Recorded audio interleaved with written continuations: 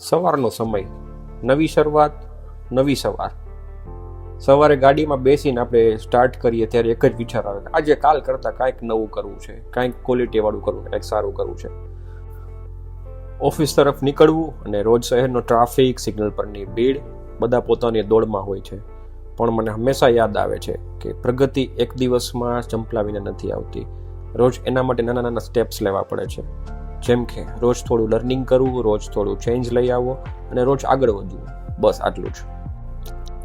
રોજ ઓફિસ પહોંચીને એક અલગ લેવલની જ એનર્જી હોય છે. લેપટોપ ઓપન કરતાની સાથે જ સૌથી પહેલાં સામે કેલેન્ડર આવે છે. મીટિંગ્સ, પ્લાનિંગ, આજના એક્ઝિક્યુશન્સ, આજે કયા કયા ટાસ્ક કમ્પ્લીટ કરવાના છે, ખબર જ નથી પડતી કે દિવસ ફાસ્ટ ફોરવર્ડમાં ક્યાં નીકળી જાય છે. વ્યવસાયિક જીવનનો મજા જ બીજો છે. રોજ નવી ચેલેન્જીસ અને ચેલેન્જીસ સાથે નવી શીખ, કે એમાંથી કાંઈક ને કંઈક લર્નિંગ મળે છે.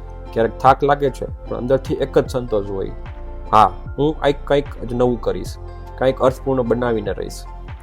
એવું કંઈક જે ફક્ત આજ માટે નહીં પણ આવનારા ભવિષ્ય માટે પણ કામ લાગશે. પછી આવે છે મારો ફેવરિટ ટાઈમ, જે છે સૂર્યાસ્ત. દિવસની દોડધામ પછી બ્લેક કોફી લઈને શાંતિથી બેસું ત્યારે લાગે છે કે સમય થોડો ધીમો પડી ગયો. એ જ કેસરી સાંજના સમયનું આકાશ, હળવો હળવો ઠંડો વાતો પવન અને એક કપ કોફી, બસ આ જ મારો રીસેટ બટન છે.